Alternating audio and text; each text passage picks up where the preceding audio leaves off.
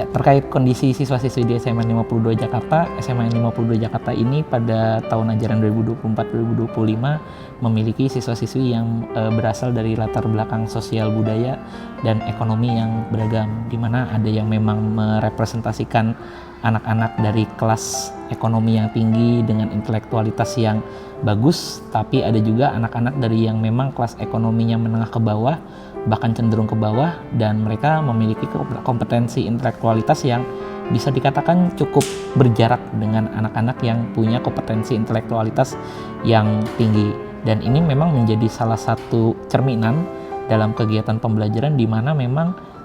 corak pembelajaran di antara anak-anak itu memang dapat terlihat ada semacam sebuah perbedaan gaya belajar dari masing-masing kelompok sosial budaya ekonomi yang terrepresentasikan dari anak-anak SMAN 52 Jakarta. Oke, terkait permasalahan memang yang paling umum itu adalah permasalahan terkait bagaimana saya menyebutnya ya, semangat belajar yang dimiliki anak-anak karena mereka berasal dari latar belakang sosial budaya dan ekonomi yang berbeda. Ketika bicara anak-anak dari latar belakang sosial budaya yang menengah ke atas ataupun kelas atas, mereka punya semangat belajar yang tinggi, terlebih mereka memang orientasinya sudah kuliah. Tapi ada juga anak-anak yang mereka berasal dari orientasinya menengah ke bawah atau cenderung ke bawah, yang mereka itu melihat pendidikan itu ya sebatas ya saya masuk SMA, saya dapat ijazah, nantinya ijazahnya itu digunakan untuk yang namanya melamar pekerjaan, karena memang kondisi ekonomi yang membuat mereka itu tidak sampai memikirkan terkait kebutuhan untuk yang namanya kuliah. Makanya untuk saat ini solusi yang dilakukan oleh SMAN 52 Jakarta yang paling pertama itu adalah selalu mengadakan yang namanya komunikasi dengan orang tua siswa-siswi kelas 10, 11, 12 tentang yang namanya perlunya kerjasama dan kolaborasi antara orang tua dengan pihak sekolah agar siswa-siswinya itu meskipun memang mereka punya semangat belajar yang berbeda, mereka tetap mau yang namanya belajar secara sungguh-sungguh di sekolah. Dan permasalahan kedua yang juga terjadi ini adalah bagaimana di SMAN 52 Jakarta ini bisa dikatakan secara kemampuan akademik memiliki keberagaman, karena ada anak yang bisa dikatakan cerdas istimewa, ada anak yang punya dalam tanda kutip biasa saja, lalu ada yang slow learner di mana dia dalam proses pembelajaran harus berlangsung dengan tahap lama, dan juga anak-anak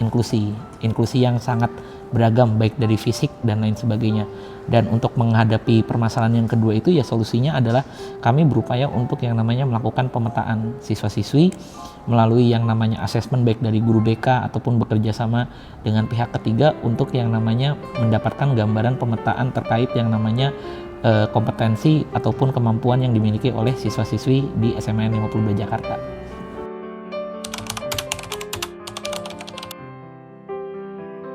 Kehadiran dari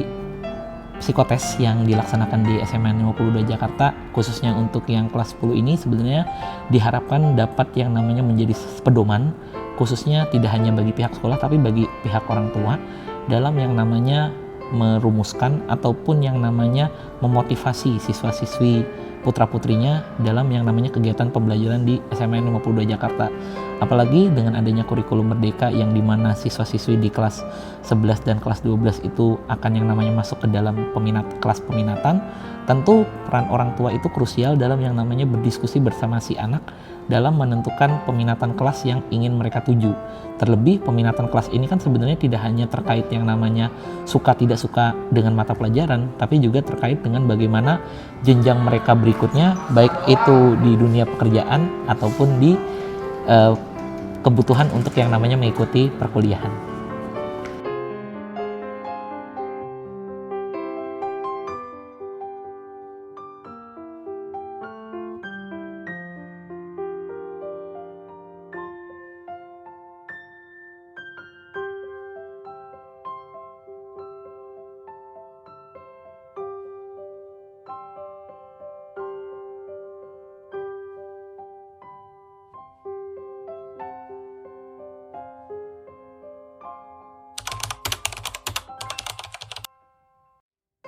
Kondisi di sekolah ini murid di sini kan sekolah umum ya Kak ya. Jadi murid-muridnya itu bervariasi. Ada yang pintar, dari segi akademik ada yang pintar, ada yang biasa, ada juga yang inklusi, murid inklusi, karena kan di sekolah negeri kan wajib ada murid inklusi itu dari bidang akademik. Kalau bidang sosial ya ada yang kelas menengah, ada biasa, ada juga yang kurang mampu juga ada. Jadi karena ini sekolah umum jadi muridnya ya bervariasi gitu Kak.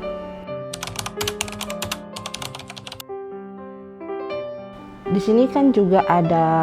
murid inklusi atau disebutnya dengan ABK ya Kak ya. Jadi itu masuk di kelas bareng anak-anak umum karena kita kan bukan sekolah yang khusus, jadi sekolah umum, jadi ya masuknya bareng di kelas umum seperti itu, berbaur dengan teman-teman yang lain.